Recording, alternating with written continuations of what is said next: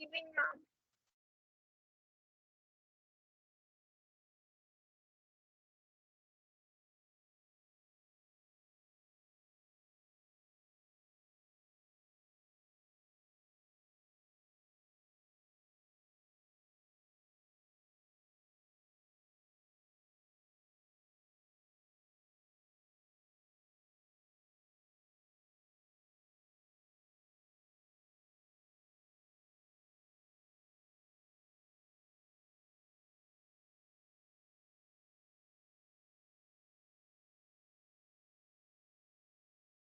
Good evening ma'am.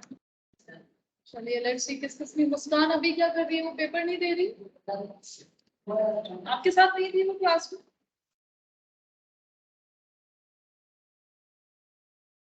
Very good evening, students. May I audible and clear to all of you? Good evening, ma'am. Yes, so how was your today's physics exam? First of all, tell me who has attempted and who has not attempted. Ma'am, I have attempted. You attempted. Akshita, have you attempted the paper? Ma'am, but there is no option of submitting the assignment on the app. So you haven't submitted the paper yet? Ma'am, it ma'am वो दिखा रहा है कि 4 बजे ma'am at 4 it has ended the test. अच्छा, तो and हो गया तो फिर आप एक काम कीजिए, मुझे अभी पर्सनली शेयर कर दीजिए या फिर क्लास ग्रुप में मत कीजिएगा, बिकॉज हो सकता है कुछ बच्चों ने अटेंड नहीं किया होगा। क्लास ग्रुप में सेंड नहीं कर सकते। अच्छा ठीक है, आप मेरे को पर्सनली शेयर कर दीजिए अभी की अभी Harshvardhan, I will accept it and I will check it. ठीक है, चलिए। Yes Akshita, have you attempted the paper? What, yes और no?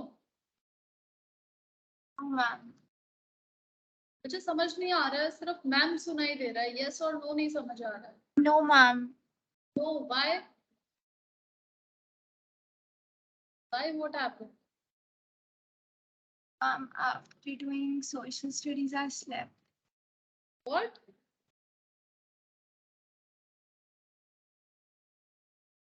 Why you haven't attempted the paper, Akshita? Actually, I slept during that time. Okay, you were sleeping today.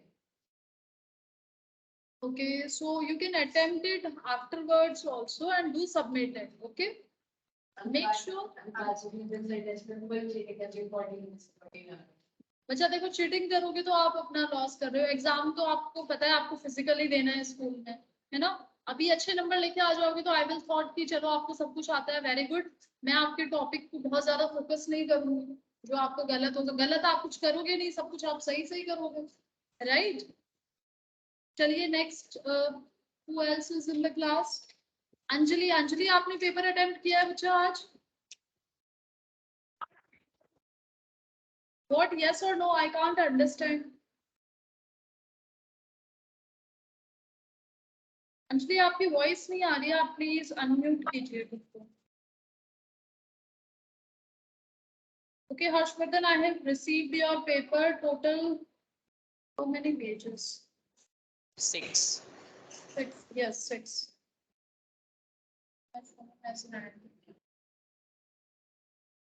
Okay, yes, Anjali and Akash, have you attempted the paper or not?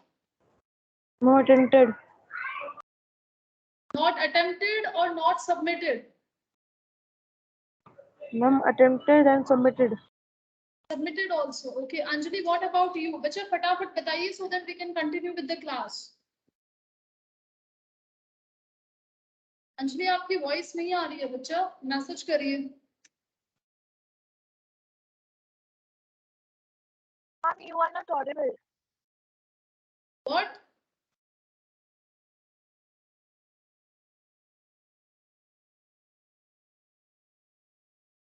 Left the class. Okay, so अभी हम discuss नहीं करेंगे। मुस्कान बच्चा, आपने क्यों नहीं attempt किया paper? तो आई टोल्ड यू ना कि जितना आता है एटलीस्ट उतना ट्राई करना है। थोड़ा भी नहीं पढ़ा था आपने? थोड़ा बहुत तो हमने क्लास में भी डिस्कस किया था आई गेस। फिजिक्स नहीं किया ना हमने डिस्कस? चलिए कोई नहीं, ठीक है। Next time what you will do, just go through the chapter और फिर उसके बाद में कुछ डाउट्स है तो वो आप मुझसे एक्स्ट्रा टाइमिंग में पूछ लीजिए और फिर उस क्वेश्चन पेपर को अटेम्प्ट कीजिएगा, ठीक है? सो दैट आपकी प्रैक्टिस हो जाए। चलिए स्टार्ट करते हैं। अंजलि, आपका रिस्पांस मेरे को अभी तक समझ में नहीं आया, प्लीज चैट बॉक्स में लिखिए। हम लोग चैप्टर स्टार्ट कर रहे हैं। चैप्टर नंबर 2 हमने ऑलरेडी स्टार्ट कर दिया था फिजिक्स में, right? That is forces and laws of motion. So force क्या होता है?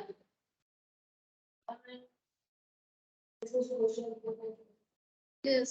जब भी कोई ऑब्जेक्ट से हम पुश या पुल का फोर्स अप्लाई, जब भी हम कोई पुश या पुल का एक्शन करेंगे तब क्या लगता है? फोर्स लगता है किसी भी ऑब्जेक्ट पे। पुश क्या होता है?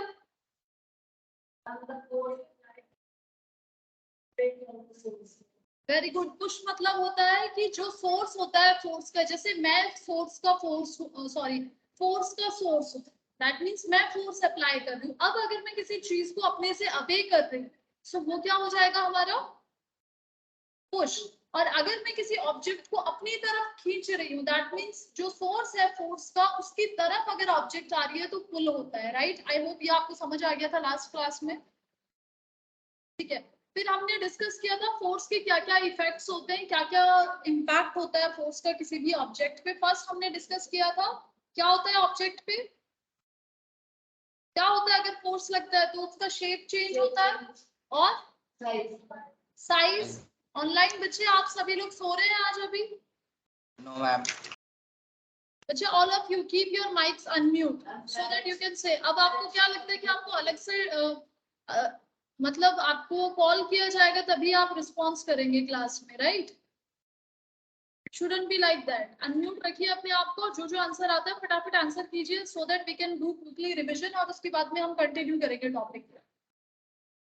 ठीक है, सो क्या क्या चेंजेस आते हैं? शेप में चेंज आता है, साइज में और direction of motion. Very good. What else? Ma'am speed. Speed. Very good. What else? Time. Time में कोई चेंज नहीं आता है। रेस्ट या फिर मोशन जिसको हम बोलते हैं स्टेट, स्टेट के अंदर चेंज आता है। ठीक है, ये इनफ चेंजेस है, आई थिंक इतने ही हमने डिस्कस करे। फिर हमने डिस्कस किया था रिजल्टेंट फोर्स। रिजल्टेंट फोर्स क्या होता है? It is a combined force which is the summation of all the forces which are acting on an object. हमने डिस्कस किए थे इसके कुछ एग्जांपल्स। Let's see quickly. यहाँ पर देखिए, जैसे अगर ये ऑब्जेक्ट है हमारे पास में, ये एक बॉक्स है, इस पर यहाँ से 5 न्यूटन फोर्स लग रहा है और दूसरा फोर्स भी 5 न्यूटन लग रहा है। तो इन टोटल फोर्सेस को F1 और F2 को अगर हम कंबाइन कर देंगे तो हमें क्या मिलेगा? नेट फोर्स, या फिर उसको क्या बोलते हैं? Resultant force. ठीक है, तो यहाँ पर रिजल्टेंट फोर्स कितना आ जाएगा? दोनों फोर्सेस की डायरेक्शन सेम है तो 5 newton plus 5 newton, resultant force कितना हो गया? 10 न्यूटन। जब भी resultant force not equal to 0 होता है ऑब्जेक्ट पर, किस टाइप का फोर्स होता है? बैलेंस या फिर अनबैलेंस्ड?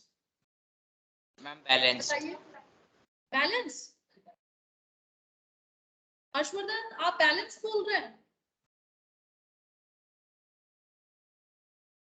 Please wait. जब resultant force, yes, if resultant force is not equal to 0 then such type of force is balanced or unbalanced?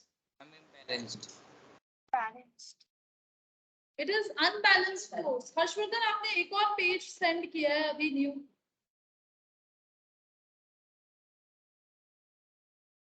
7 pages है total.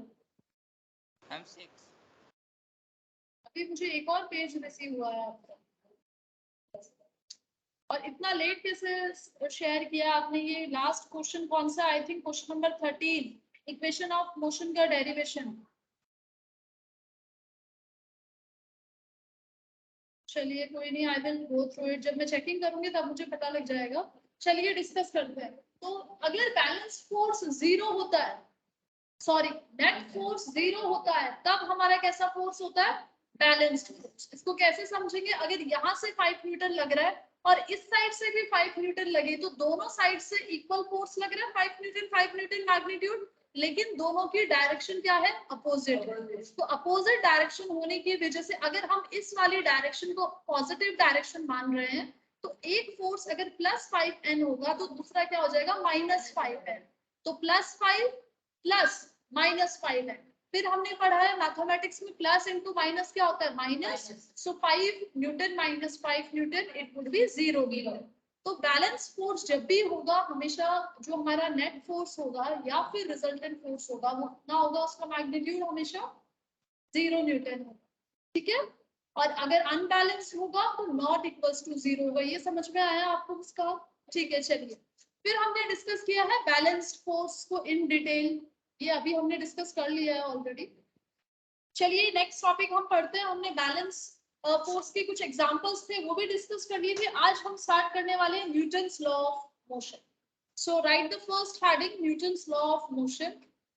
Okay, before moving on to that I just want to know आज का paper कैसा था। Starting with Harshvardhan, कैसा था बच्चा आज का पेपर? हार्ड था, इजी था या क्या था? Ma'am, it was normal except ma'am I was not able to do the last question. ठीक है, लास्ट क्वेश्चन की आपने प्रैक्टिस नहीं करी थी कॉन्सेप्ट की, इसलिए आपको थोड़ा सा प्रॉब्लम हुआ, राइट? Yes, ma'am. ठीक है, चलिए अक्षता। I didn't do. was easy. Okay, Akash. No, ma'am, I said that I didn't do. Okay, you didn't attempt it. Sorry, I forgot. Yes, Akash, what about you? Ma'am, easy. Easy. Okay. Anjali? Yes, ma'am. अच्छा, आपकी voice नहीं आती है, आप message करिए कीजिए और you should say louder. चलिए अभी हम समझते हैं Newton's first law of motion. क्या आपने पहले कभी आई थिंक सर ने आपको एक्सप्लेन किया था? Yes, ma'am. Ma'am, 8th class में सर ने बताए थे तीनों मोशन। ठीक है, तो बताइए क्या होता है Newton's first law of motion? Ma'am, that our object will not stop till the time any another force is applied on it. Okay, ठीक है। So let's understand Newton's first law of motion क्या बोलता है कि अगर कोई object motion में है तो वो मोशन में ही रहेगी। कब तक? जब तक उस पर कोई एक्सटर्नल फोर्स आकर उसके मोशन को रोकता नहीं, राइट? दूसरा, अगर कोई ऑब्जेक्ट रेस्ट में है तो वो रेस्ट में ही रहेगी जब तक कोई आकर उसके ऊपर फोर्स लगा के उसको मोशन में नहीं लाता है। कैसे समझते हैं? सपोज ये एक बॉल है एंड इट इज मूविंग। ये एक बॉल है हमारे पास में और ये मूव कर रही है इस डायरेक्शन, ठीक है। तो ये कब तक मूव करती रहेगी? जब तक इसको कोई स्टॉप नहीं कर रहा। नाउ सपोज ये यहाँ पर आकर, बट हमने देखा है कि इन जनरल सपोज आपने किक किया किसी भी बॉल को, सपोज फुटबॉल बॉल है और आपने इसको किक किया, सो कुछ टाइम बाद में ये जो बॉल होती है हमारी रुक जाती है, बट आप देखते हो कि कोई नहीं रोक रहा है, वहां पे किसी ने उसको होल्ड नहीं किया है, तो क्यों ये स्टॉप हो गई? क्या आप बता सकते हैं? Yes, ma'am. Yes Ma'am, because of friction. Yes, हमने एक और टॉपिक स्टडी किया था क्लास 8 में फ्रिक्शन चैप्टर में, कि जब भी कोई ऑब्जेक्ट मूव करती है, हमने ये कॉन्सेप्ट पहले भी डिस्कस किया है इसी चैप्टर के अंदर, मोशन में मैंने आपको एक्सप्लेन किया था कि जब भी कोई ऑब्जेक्ट मोशन में होगी, या तो वो हॉरिजॉन्टल मोशन हो या फिर वर्टिकल मोशन हो, दोनों ही केसेस में क्या होता है, ऑब्जेक्ट को हमेशा अपोज करने वाला एक फोर्स एक्ट करेगा, ठीक है। अब वो अपोज करने वाला फोर्स, हम इसको इन जनरल लाइफ समझते हैं कि जब भी हम सपोज कोई भी इंसान अच्छा करता है तो उसको बुरा करने के लिए भी कोई ना कोई इन्फ्लुएंस करता है, राइट? सही काम करते हो आप तो गलत करने के लिए भी आपको कोई लोग इन्फ्लुएंस करेंगे, अगर आप गलत कर रहे हो तो आपको सही करने के लिए भी लोग इन्फ्लुएंस करते हैं, राइट? सो सिमिलरली यहाँ पे क्या होता है, जब ऑब्जेक्ट मोशन में है तो क्या करेगा, तो एक फोर्स होगा जो कि उसको क्या करेगा, स्टॉप करने की कोशिश करेगा, और जब वो रेस्ट में होगा तो कोई मोशन होगा जो उसके ऊपर अप्लाई होकर उसको मोशन में लाने की कोशिश करेगा, राइट? तो इस केस में जो फ्रिक्शन फोर्स होता है, हमने स्टडी किया है फ्रिक्शन फोर्स की कैरेक्टरिस्टिक क्या होती है कि वो हमें दिखाई नहीं देता है, राइट, बट वो वहां पे एग्जिस्ट करता है, ठीक है। तो यहाँ पर अगर ये ऑब्जेक्ट कुछ टाइम बाद में स्टॉप हो रही है तो यहाँ पे फोर्स लगा है, और वो कौन सा फोर्स है, अप्लाइड फोर्स, फ्रिक्शन फोर्स, इसीलिए ये मोशन से कहाँ पर आ गई है, रेस्ट में आ गई है। सपोज ये पहले मोशन में थी और अभी यहाँ पर क्या आ गई है, रेस्ट में। अभी ये रेस्ट में है, अब आपने इसको फिर से सपोज यहाँ पे ये रेस्ट में है, लेट्स अंडरस्टैंड, ये रेस्ट में है। अगर ये रेस्ट में है और ये मूव कर रही है तो इसको हमें क्या करना पड़ेगा, अगर हमें इसको मूव करना है तो हम क्या करेंगे, फिर से किक करेंगे, इसको किक करेंगे तो ये किसमें आ जाएगी, मोशन में आ जाएगी। तो मोशन में ब्रेक करने के लिए हमें क्या करना पड़ा, यहाँ पे फोर्स अप्लाई करना पड़ा, राइट? यहाँ पे कौन सा फोर्स था, फ्रिक्शन फोर्स था, जिसने इसको रेस्ट पर लेकर आया। तो आई होप ये आपको समझ में आया है। तो जब भी कोई ऑब्जेक्ट मूव करेगी, दो तरीके के फोर्स होते हैं, एक होता है applied force. Applied force responsible होता है उसकी स्टेट ऑफ मोशन को चेंज करने के लिए। इसके और भी काफी सारे एग्जाम्पल हैं, उनको समझने से पहले हम स्टेटमेंट लिख लेते हैं फर्स्ट न्यूटन लॉ का, that if an object is in state of rest or motion, will continue, it will tend to remain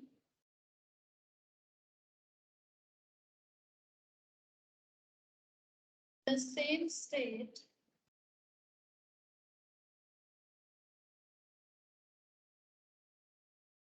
of rest or motion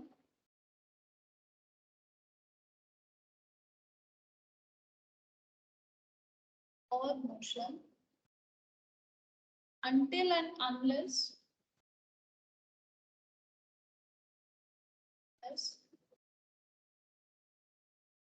some external force is applied on it.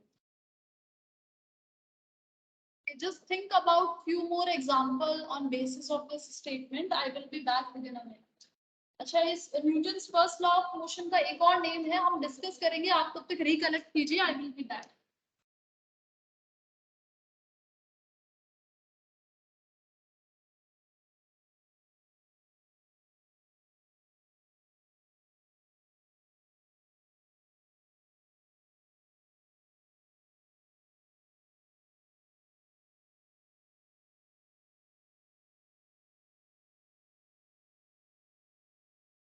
Have you all noted this?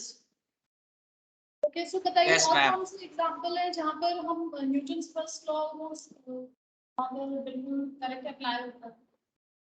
Think about it.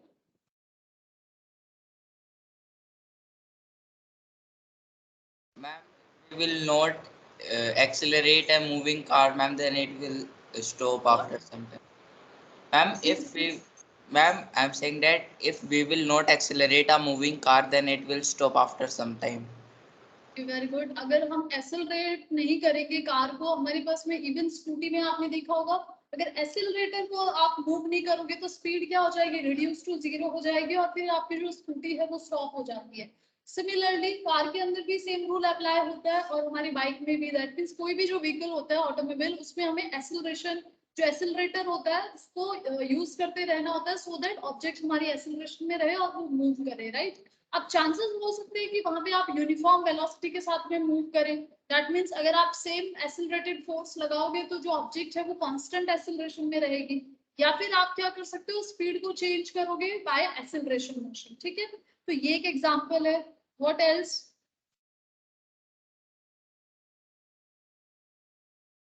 There are some common examples which we will be discussing. Before that, just note down that it is also known as, there is another name of Newton's first law of motion, which is law of inertia.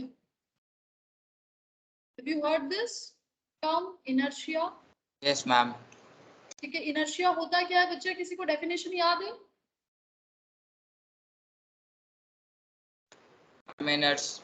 Ma'am inertia ma'am किसी भी object, ma'am अगर कोई भी object ma'am motion में तो ma'am उसको motion में रखना चाहेगा और रेस्ट में तो रेस्ट में रखना चाहेगा. ठीक है. Akshita, Akash and Anjali, what happened to you? Why you are having no response in the class today? Ma'am, when an object is in rest or motion, it will tend to remain in the same position. Okay, that we have already discussed. I am asking you about inertia. Inertia क्या होता है? First chapter में भी हमने इस term को discuss किया है. Ma'am, I told about inertia only. It was what I know. ठीक है, I will be explaining you. Inertia क्या होता है? इनर्शिया जो प्रॉपर्टी होती है किसी भी ऑब्जेक्ट की, वो किस वजह से होती है? Due to the inherent property of the mass stored, और we can say the matter stored in an object. कैसे हम इसको समझेंगे? Inertia, it is the inherent property of an object by virtue of its mass.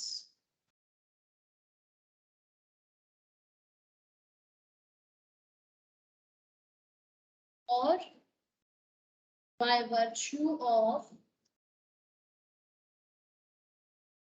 की दो definition होती है, दोनों ही मैं आपको एक्सप्लेन कर रही हूँ so that next time if anyone is going to ask you, you can answer कि inertia क्या होता है.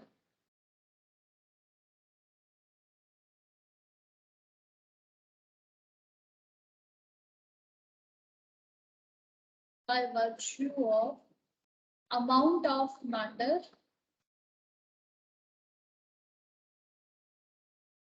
stored in an object.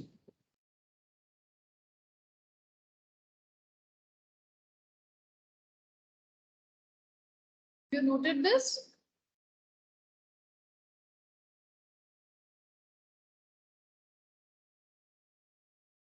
You let me know so that I can start explaining this term.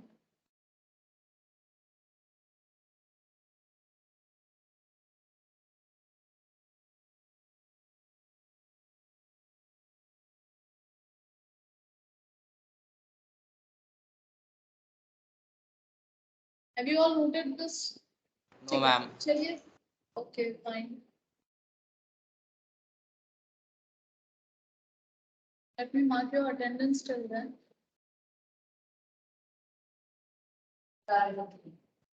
Kartik आज exam भी नहीं दिया कार्तिक ने. Exam तो देगा. Ma'am, done. Just a second.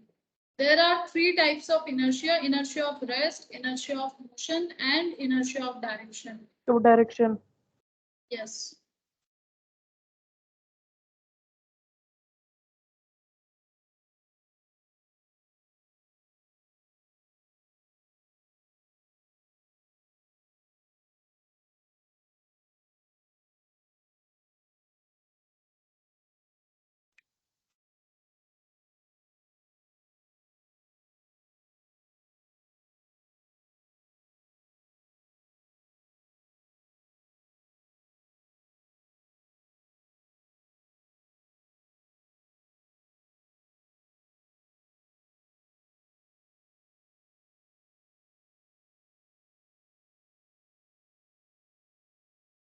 Let's continue. So inertia क्या होता है? Inertia किसी भी ऑब्जेक्ट के अंदर जो इनहेरिट प्रॉपर्टी होती है, किसकी वजह से? उसकी मास की वजह से. मास क्या होता है? हमने स्टडी किया था. मास की डेफिनेशन को अगर हम समझें तो मास की डेफिनेशन बोलती है कि किसी भी ऑब्जेक्ट में कितना अमाउंट ऑफ मैटर स्टोर है वही क्या होता है? उसका मास होता है. और वेट क्या होता है? The force applied on an object. ठीक है, तो दोनों में डिफरेंस होता है, मास में भी और वेट में भी. दोनों सेम चीज दी. आपने देखा होगा जब आप मार्केट में जाते हैं, आप बोलते हैं वेट 30 kg आ रहा है, वेट 40 kg आ रहा है, right? But that is not true. वो हमारा वेट नहीं होता है, वो हमारा क्या होता है?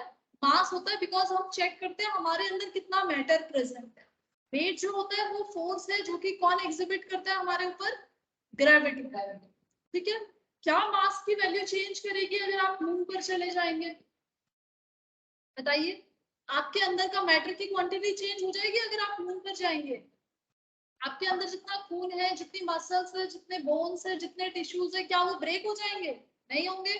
सो दैट मींस जो मास होता है किसी भी ऑब्जेक्ट का वो हमेशा सेम रहता है, चाहे आप अर्थ पे हैं, मून पे हैं, वीनस पे हैं, कहीं पर भी जाए. ठीक है. लेकिन जब हम बात करते हैं वेट की, वेट हमने बोला वेट एक टाइप ऑफ फोर्स है जो कि कौन एग्जिबिट करता है हमारे ऊपर? किसी भी ऑब्जेक्ट पे जो अर्थ एग्जिबिट करती है. तो अगर हम बात करेंगे मून पे जो ग्रेविटी होती है वो डिफरेंट होती है. अर्थ की ग्रेविटी डिफरेंट है, किसी और प्लैनेट के ऊपर ग्रेविटी डिफरेंट हो सकती है. सो दैट मींस कि जो वेट की क्वांटिटी होती है या मैग्नीट्यूड होता है वो डिपेंड करेगा कि आप कौन सी प्लेस पे हैं. दैट मींस उसकी वैल्यू चेंज होती है by the change of places. ठीक है. लेकिन मास की चेंज नहीं होगी. ये आपको डिफरेंस याद रहना चाहिए हमेशा.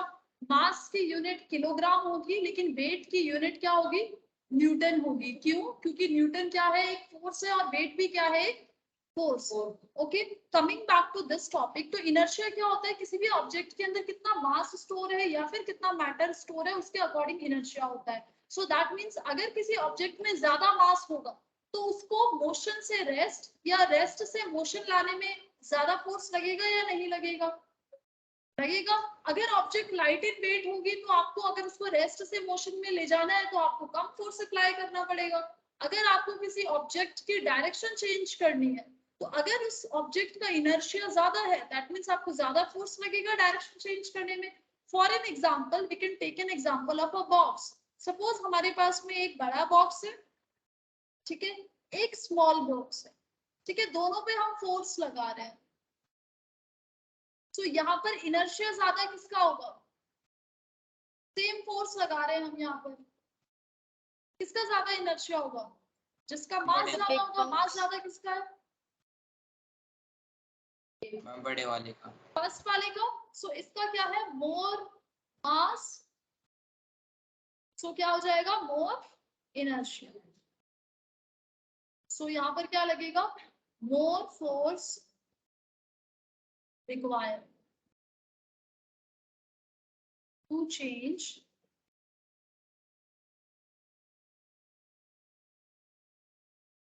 change the state of motion and direction of motion. ठीक है, समझ में आया? आई होप ये आपको समझ में आ गया.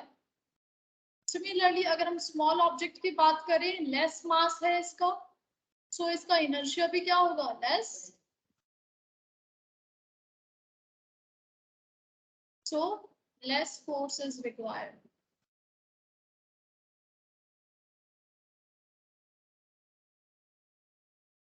Change the state of motion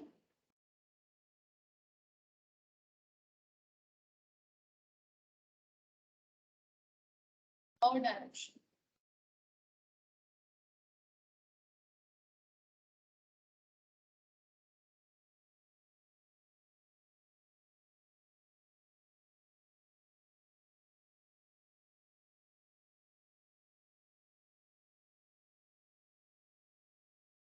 So now let's write the next term, which is type of inertia.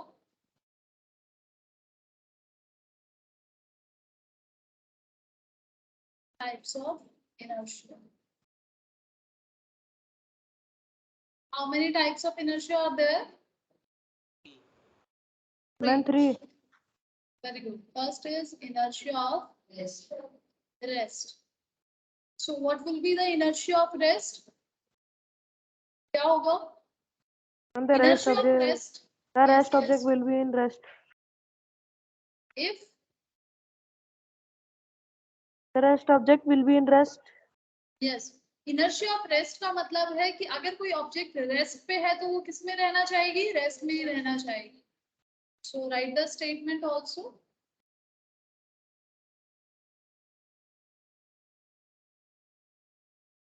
If an object is at rest, it tends to remain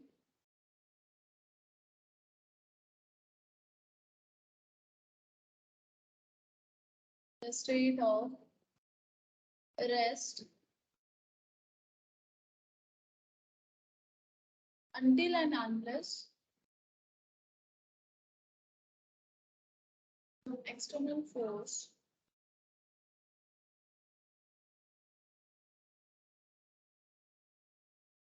is applied on it. Can you give any example of such case? Ma'am, a heavy box kept aside. Okay. अगर heavy box है वो तब तक rest पे रहेगी जब तक हम उस पर क्या नहीं लगाएंगे? फोर्स. ठीक है. So let's write the first example. A heavy box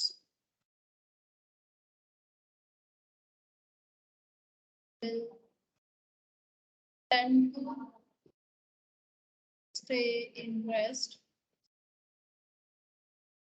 until some force is applied on it. Okay, now let's talk about another example. You might have seen that when the suddenly vehicle starts, आपने देखा होगा जब बस एकदम से start होती है या फिर कार स्टार्ट होती है, आपको एक बैकवर्ड फॉल एक्सपीरियंस होता है, राइट? झटका लगता है हमेशा, जैसे गाड़ी चलती है हम पीछे की साइड में हमें झटका लगता है। क्यों लगता है वो बैकवर्ड फॉल? क्योंकि हमारी बॉडी जब बस स्टार्ट नहीं होती है, किसमें होती है? मोशन में होती है या रेस्ट में? रेस्ट में होती है। तो जब बस सडनली मूव करती है तो हमारे जो पैर होते हैं, लोअर बॉडी हमारी जो बस का जो होता है उसके कांटेक्ट में होता है, फ्लोर के कांटेक्ट में। तो जैसे ही मोशन में आएगी जो हमारी व्हीकल है, suppose it is a car और इट इज अ बस, तो क्या होगा, हमारी लोअर बॉडी जो होती है वो तो क्या हो जाएगी, मोशन में आ जाएगी, बट जो हमारी अपर बॉडी होती है जो कि टच में नहीं होती है फ्लोर के, वो क्या होगी, बैकवर्ड फॉल करेगी, क्योंकि वो रेस्ट में थी तो वो रेस्ट में ही रहना चाहेगी, और इस वजह से हमें बैकवर्ड फॉल एक्सपीरियंस होता है। There's one more example, you might have seen कि जब हमारे पास में जो कारपेट्स होते हैं, आपने देखा होगा जब हम कारपेट को बहुत जोर से हिलाते हैं, फोर्स अप्लाई करते हैं, तो क्या होता है, उसमें से डस्ट पार्टिकल्स नीचे गिर जाते हैं। डस्ट पार्टिकल्स क्यों गिरते हैं? क्योंकि जो आपके पास में आपने जो कारपेट होल्ड करी हुई है वो किस पे होती है, रेस्ट पर होती है। रेस्ट पर है तो उस पर जो डस्ट पार्टिकल्स अटैच है वो भी किस में होंगे, रेस्ट में होंगे। अब सडनली आपने उसको जर्क किया, या तो आपने उसको जर्क किया, या फिर आप दूसरा सिनेरियो कर सकते हो कि आप उसको एक suppose you are taking a stick और फिर आप उसको बीट कर दो। जब आप उसको बीट करोगे, जो आपकी कारपेट होगी वो तो मोशन करेगी टू एंड फ्रो और लेफ्ट टू राइट, डिपेंडिंग कि आपने कहाँ से उसको स्ट्राइक किया है। लेकिन उसमें जो डस्ट पार्टिकल्स होते हैं उनपे तो हम डायरेक्टली कोई फोर्स नहीं लगा रहे, हम तो कारपेट को बीट कर रहे हैं। तो उसमें जो डस्ट पार्टिकल्स होते हैं वो क्या रहना चाहेंगे, कौन से स्टेट में, रेस्ट में। तो जैसे ही हम कारपेट को बीट करेंगे, कारपेट मूव हो जाएगी बैकवर्ड या फिर forward, depending upon the direction of the force. और जो डस्ट पार्टिकल होंगे वो डायरेक्टली रेस्ट पर थे तो वो रेस्ट पे ही रह जाएंगे और वो नीचे फॉल हो जाते हैं, राइट? सो अगर आपसे इनका रीजन पूछा जाता है that why the dust particles fall down when it is beaten with a stick, या फिर आपसे पूछा जाता है why a person experiences a backward fall when a vehicle, car, bus starts, so the explanation will be only and only inertia of rest. आप सिर्फ इतना सा लिखोगे inertia of rest और फिर उस स्टेटमेंट को एक्सप्लेन कर दीजिएगा because of inertia of rest। अगर डस्ट पार्टिकल फॉल कर रहे हैं तो लिखेंगे dust particle try to remain in the state of rest, so they will fall down। और अगर person fall कर रहा है backward, so person will tend to remain in the state of rest, so that's why its upper body experiences a backward fall। I hope this is very clear to all of you. The explanation is same, so you can note it down. There is one more example. How? Let's understand it. You can do this example too. Suppose you are having a paper with you, and suppose you are having a glass. Okay, now what you have to do, just place a paper onto it and उस पर आपको एक coin रखना है, ठीक है? अब आप क्या करेंगे, आप सडनली जो पेपर है उसको जोर से आपको फोर्स लगाना है और उसको पुल करते हैं, करना है, तो क्या होगा, पेपर कहाँ जाएगा, बताइए? पेपर कहाँ जाएगा? आपने पेपर को पुल किया, इस ग्लास के ऊपर आपने एक पेपर रखा, पेपर के ऊपर आपने एक कॉइन रखा, अब आपने पुल किसको किया, पेपर, तो जो कॉइन है वो कहाँ जाएगा, ग्लास, ग्लास में जाएगा। व्हाई? क्योंकि पेपर के ऊपर जो कॉइन था वो रेस्ट में था, आपने किस पर फोर्स लगाया, पेपर पर, तो पेपर तो मोशन की वजह से बाहर आ गया स्लाइड होके, लेकिन उस पर जो कॉइन था वो रेस्ट पे था, तो पेपर मूव हो गया तो वो वहीं रेस्ट पे रह गया, रेस्ट पे रह गया तो नीचे चला गया ग्लास में। सो इसका भी एक्सप्लेनेशन आपका क्या होगा, सेम एक्सप्लेनेशन होगा, ठीक है? आपने ये देखा होगा आजकल ये जो गेम्स होते हैं बहुत छोटे छोटे, किटी पार्टीज या फिर स्कूल्स फेयरवेल्स वगैरह में ये गेम्स होते हैं जिसमें क्या किया जाता है, टेबल रख देंगे आपके सामने, ठीक है? अब टेबल पे क्या करेंगे, एक बहुत बड़ा टिश्यू पेपर रोल रख दिया, ठीक है? उस टिश्यू पेपर रोल के ऊपर एक ग्लास रख दिया, उस ग्लास में कोल्ड ड्रिंक रखी है, ठीक है? अब आपको बोला जा रहा है कि विदाउट टचिंग इट, आपको सपोज बहुत बड़ा, जैसे वन एंड पे आपका टिश्यू पेपर या फिर मिडल में रखा है और उसके ऊपर ग्लास है और दूसरे एंड से आपको उसको रोल करना है, ठीक है? तो इस सिनेरियो में क्या चांसेस हो सकते हैं, अगर आप फास्ट करेंगे तो क्या होगा, बताइए? अगर आपने बहुत जोर से खींचा टिश्यू पेपर को फटाफट तो क्या होगा, फट सकता है, या फिर क्या हो सकता है, आपने आपको जो फोर्स लगेगा वो किस पे लगेगा, टिश्यू पेपर पे, तो हो सकता है टिश्यू पेपर पूरा का पूरा निकल के आ जाए, बहुत ज्यादा फोर्स हुआ तो। या फिर क्या चांसेस है, अगर टिश्यू पेपर पूरा निकल कर आ जाएगा तो जो ग्लास है आपका हैवी है जिसमें कोल्ड ड्रिंक है वो वहीं रह जाएगा। या दूसरा सिनेरियो हो सकता है कि आपका टिश्यू पेपर फट जाए ज्यादा फोर्स की वजह से, राइट। तो अगर आपको उस ग्लास को उस एंड से अपने पास लाना है तो आपको क्या करना पड़ेगा, फोर्स तो लगाना होगा, बट किस तरीके से लगाएंगे आप फोर्स, सोचिए और बताइए। सपोज आपको ये गेम दे दिया अभी खेलने को, तब आप क्या करेंगे, बोलेंगे जो पहले कोल्ड ड्रिंक फिनिश करेगा वो दैट इज द विनर। तो थिंक अबाउट इट, आप कैसे जीतोगे इस टास्क को, tell me. Yes online students, Akshata, I don't Akshita, understand this Akash. scenario. I'm confused in it. Yes, ma'am. what I'm Voice about the is not placement of the clear. objects. What? why voice is not clear? No, ma'am, I'm saying I'm confused about the placement of the object, so I'm not able to understand it. Okay, you can understand. Suppose there is a table. On that table, in the middle of the table, we are having a tissue paper roll in our hand. We have placed that tissue paper roll onto the table, and suppose we have placed a cold drink glass onto that tissue paper at the one end, and then we have just rolled it down to the another end of the table. हमने tissue paper role को open कर दिया है दूसरे and तक।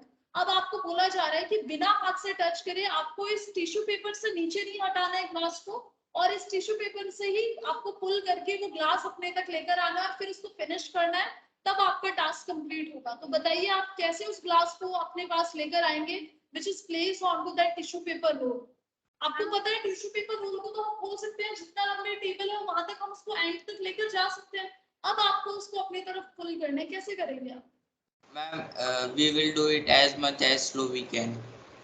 As much as Slow we can. slow you can. Okay, Akshita. Ma'am, I want to ask that the glass is placed on the tissue paper roll, which is Yeah. opened. Yeah. Then we shall move the roll.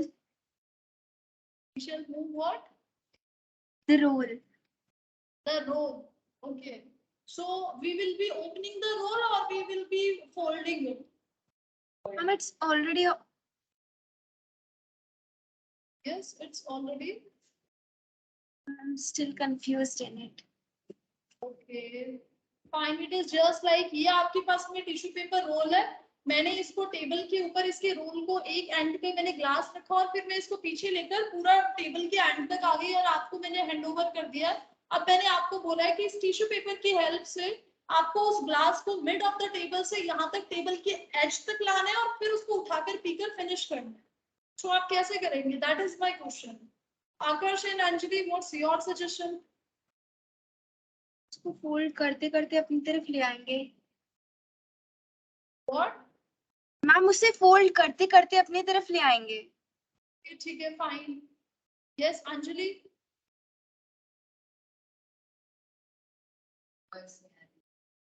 Anjali की voice नहीं आती। बच्चा आपका network का बड़ा issue, आपकी कुछ भी आवाज समझ में नहीं आती है। आकाश, आकाश आर यू देयर? बच्चा अगर आप ऑनलाइन क्लास में ऐसे बिल्कुल ही अनरिस्पॉन्सिव रहेंगे तो आपको फिर Yes, ma'am. फिजिकल क्लास के लिए बोला जाएगा। Yes Yes, ma'am. Yes, what happened? I am asking you something.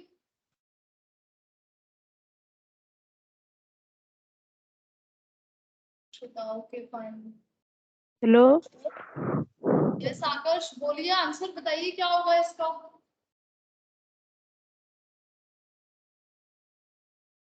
ठीक है, लेट मी टेल यू, आप उस टिश्यू रोल को बहुत फास्ट रोल नहीं कर सकते। फास्ट रोल करोगे तो वो फट सकता है, या फिर हो सकता है कि पूरा का पूरा आपने फास्ट ऐसे उसको पुल करा तो क्या हो जाएगा, वो उसके नीचे से निकल के आ जाएगा, बिकॉज ग्लास थोड़ा हैवी है, tissue paper light in weight. ठीक है, तो हम क्या करेंगे, हम उसको धीरे धीरे रोल करेंगे। ठीक है, और केयरफुली रोल करेंगे ताकि ना तो वो ग्लास जो है वो टिश्यू पेपर से हटे भी नहीं, क्योंकि हमें वो हटाना नहीं है, टिश्यू पेपर की हेल्प से लेकर आना है।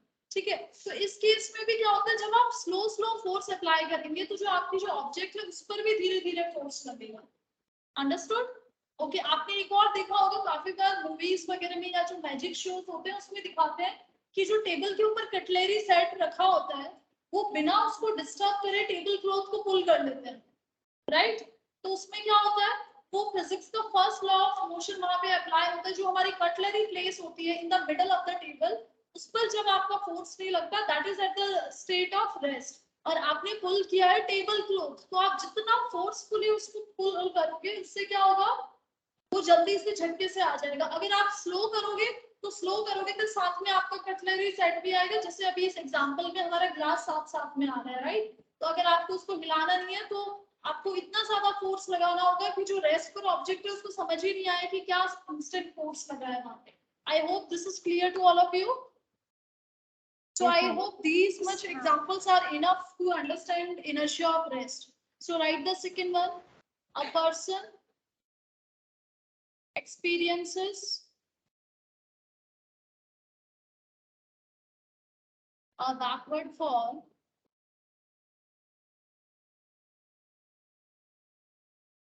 then a vehicle starts suddenly. Third,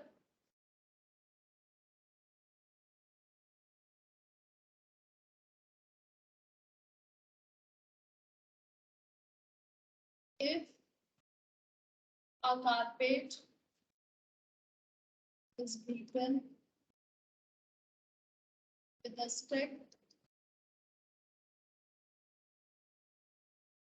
the dust particles fall off.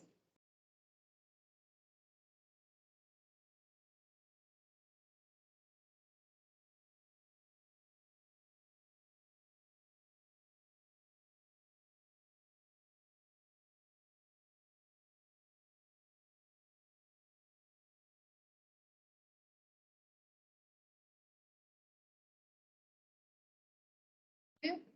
So these examples are enough to write. I hope point वाला भी आपको समझ में आ गया, ये आपके शायद क्वेश्चन में आ जाएगा तब हम कवर अप करेंगे। Next is inertia of motion. तो इनर्शिया ऑफ मोशन क्या होगा, it is just opposite of inertia of rest. That means अगर कोई ऑब्जेक्ट मोशन में है तो वो किस में रहना चाहेगी, मोशन में रहना चाहेगी, जब तक उस पर हम कोई एक्सटर्नल फोर्स अप्लाई नहीं करते हैं। So an object tends to stay the state of motion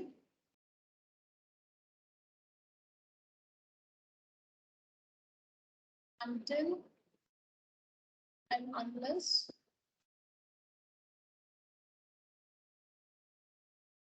some external force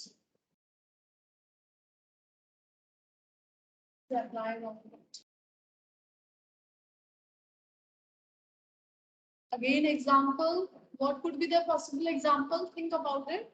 Ma'am, when brake is suddenly applied in a moving car. Yes.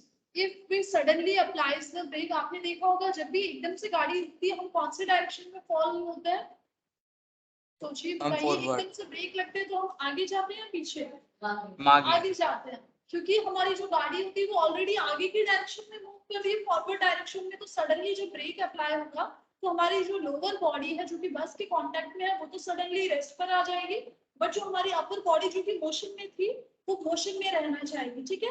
Another example is, आपने देखा होगा कि जब if a person is riding on a horse पे जब ride कर रहे होते हैं तो जब एकदम से हॉर्स को रोकते हैं तो आप कौन से डायरेक्शन में फॉल एक्सपीरियंस करते हैं, अगेन फॉरवर्ड डायरेक्शन में। और जब एकदम से घोड़ा चलता है तो आपने देखा होगा अगर कोई बहुत ही स्टेबल होकर नहीं बैठता है, पोर स्ट्रेट करके अगर आप नहीं बैठोगे घोड़े पे, केयरफुली नहीं बैठोगे, तो एकदम से जैसे घोड़ा दौड़ना स्टार्ट होगा आप पीछे की साइड गिर जाते हो। इसीलिए आपने देखा होगा ना बहुत से लोग क्या होते हैं स्टार्टिंग में गिर जाते हैं, क्यों? क्योंकि उनकी बॉडी रेस्ट पर होती है, घोड़ा एकदम से भागने लगता है। सो एकदम से भागेगा तो जो अपर बॉडी है वो बैलेंस नहीं बनाती है, वो पीछे की तरफ रहने चाहिए। अब हमारी लोअर बॉडी तो घोड़े के ऊपर अटैच है, दैट मींस वो उसके साथ में मोशन में चली जाएगी। तो जो हमारी अपर बॉडी है वो कहाँ फॉल हो जाती है, बैकवर्ड डायरेक्शन में, और इस तरीके से हम नीचे गिर जाते हैं। तो that is why it is suggested to you कि जब आप घोड़े पर बैठते हो जब हॉर्स राइडिंग करते हो तो आपको आपके जो अपर बॉडी है उसको किसकी तरफ टेंड करना होता है, आगे की तरफ। जब स्टार्ट होती है तो ऑलरेडी अगर आगे की तरफ रखोगे आप अपनी बॉडी को झुका के तो आपको बैकवर्ड फॉल नहीं होगा, क्योंकि अगर हल्का सा भी बैकवर्ड फॉल होगा तो आप आगे से मिड में आओगे। अगर आप ऑलरेडी मिडल पोजीशन पे बैठे हो तो एकदम से पीछे की तरफ फॉल होगा, ठीक है। उसी तरीके से जब घोड़ा रुकता है तो घोड़ा रुकता है तब भी अगर आप अपना बॉडी वेट आगे की तरफ रखोगे तो ऑब्वियस सी बात है ऑलरेडी आप मोशन में थे, एकदम से ब्रेक अप्लाई हो गया और ऑलरेडी आपकी बॉडी आगे की तरफ टेंड कर रही है तो वो और ज्यादा आगे गिर सकती है, ठीक है। तो उस केस में आप आगे फॉल हो सकते हो, फॉरवर्ड फॉल हो सकता है। इसीलिए जो ब्रेक अप्लाई करना होता है घोड़े पे हमेशा हर कोई कौन सी डायरेक्शन में झुकता है, पीछे की डायरेक्शन। आई होप ये आपको समझ में आया ऐसे क्यों करते हैं हमारी पोजीशंस में हम चेंजेस। चलिए एग्जांपल लिख लेते हैं। When suddenly brakes are applied, a person tends to fall in forward direction.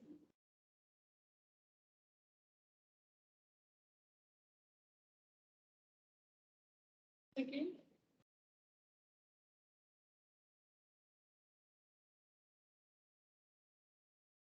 by stopping a horse, the rider experiences a forward fall.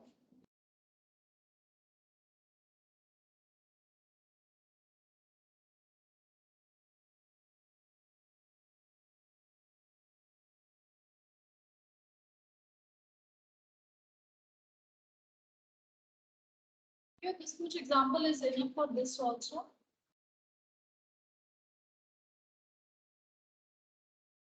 इसका और भी एग्जांपल है, आपने देखा होगा कि जो स्कूल टैक्सीज या फिर जो लोडिंग टैक्सीज होती है या बसेस होती है, आपने देखा होगा उसके ऊपर जो लगेज रखा होता है उसको हमेशा क्या किया जाता है, टाई किया जाता है लगेज को, राइट। क्यों टाई किया जाता है, आपने देखा होगा ऑटो जो होती है, लाइक आज के टाइम में तो बसेस होती है स्कूल्स में, बट स्टिल कुछ स्कूल्स है जहाँ पे क्या होती है, बच्चों की जो स्कूल की बसेस की जगह पे क्या होती थी, ऑटोज होती थी। ऑटोज में क्या होता था, रिक्शा के अंदर पीछे की साइड में वो बैग्स को टक करते थे, राइट। वहां पर भी वो क्या करते थे, उसको बांध कर रखते थे एक कंबाइंड रस्सी से।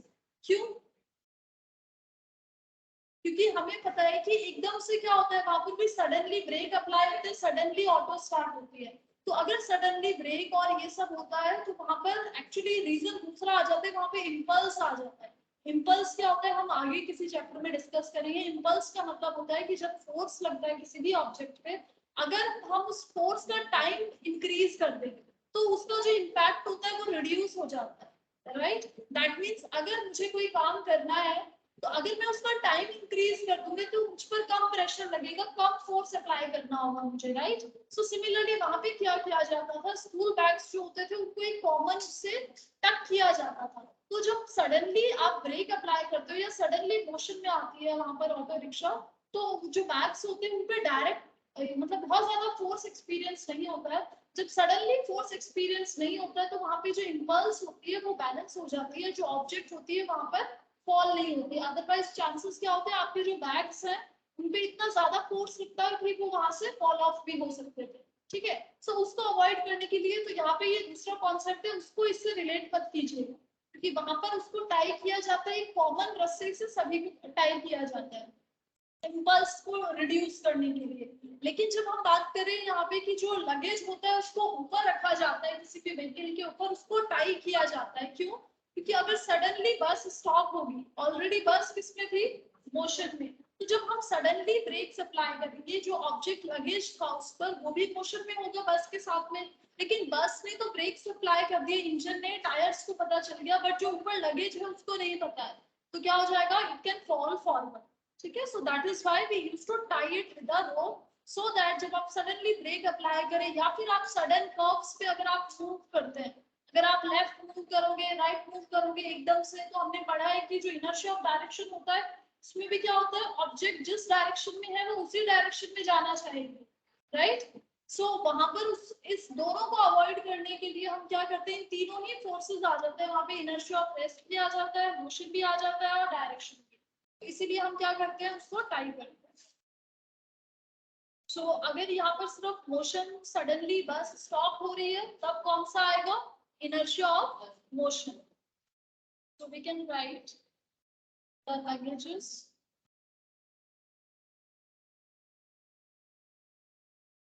at the top of the vehicles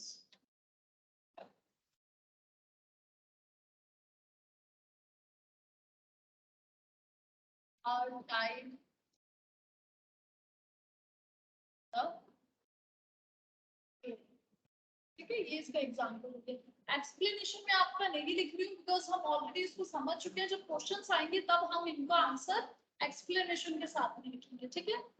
अगर अभी आपको समझ में आ गया तो आप खुद से अटेम्प्ट कर पाएंगे उन क्वेश्चंस को, because I will be giving you that in homework. Okay, now the next one is, third one is inertia of direction.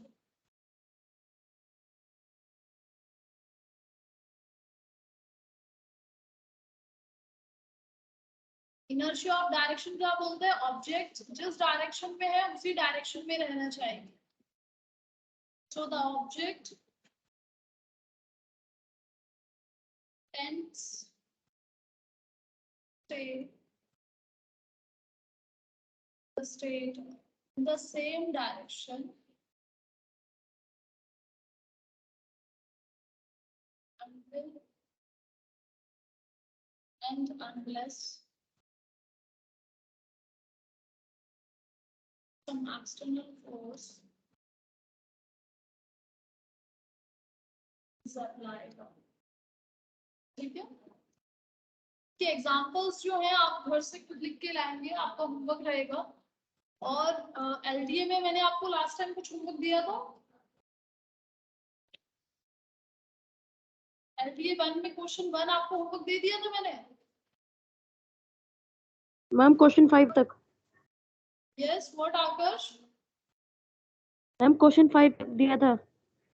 ठीक है, सो एलडीए 1 में अभी तक हमने डिस्कस किया है, सब कुछ डिस्कस कर लिया है आई गेस।